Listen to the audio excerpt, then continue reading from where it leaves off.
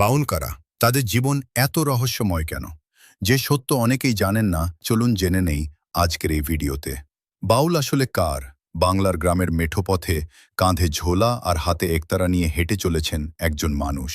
তার কণ্ঠে ভেসে আসছে এক অদ্ভুত সুর। সেই সুরে নেই বিলাসিতার গল্প, নেই ক্ষমতার অহংকার, আছে শুধু মানুষকে ভালোবাসার আহ্বান। কিন্তু প্রশ্ন হলো, এই বাউলরা আসলে কারা? কেন তারা ঘর সংসার ছেড়ে পথে পথে গান গেয়ে বেড়ান? তাদের জীবনকে ঘিরে এতরও রহস্য কেন? আজকের পর্বে আমরা জানব বাউলদের ইতিহাস, জীবন দর্শন এবং তাদের সম্পর্কে প্রচলিত কিছু ভুল ধারণার সত্যতা। বাংলার একটি বিশেষ সাধক ও লোকসঙ্গীতের ধারা।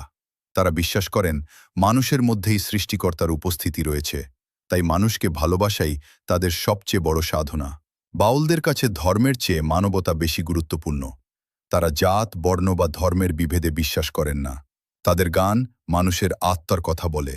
বাউলদের জীবন ব্যবস্থা কেমন? বাউলদের জীবন খুবই সাধারণ। অনেকেই গ্রাম থেকে গ্রামে ঘুরে বেড়ান, গান গেয়ে জীবিকা নির্বাহ করেন।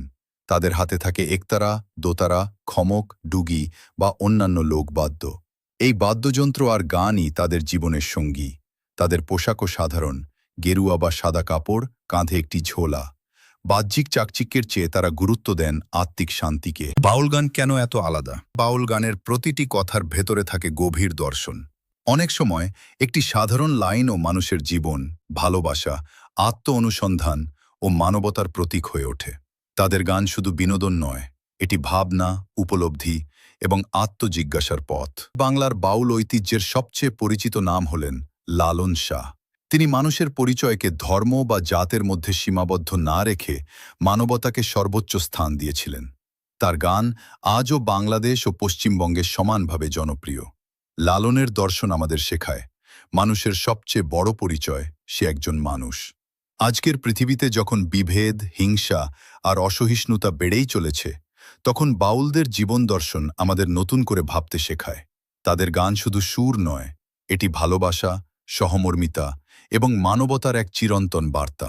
আপনার কি মনে হয়, আজকের সমাজে বাউল দর্শনের গুরুত্ব কি আগের চেয়ে আরও বেড়েছে? আপনার মতামত কমেন্টে লিখুন। ভিডিওটি ভালো লাগলে লাইক দিন, শেয়ার করুন এবং কাল প্রহর বাংলার সঙ্গে থাকুন। আবার দেখা হবে নতুন কোনো ইতিহাস, রহস্য কিংবা সংস্কৃতির গল্প নিয়ে।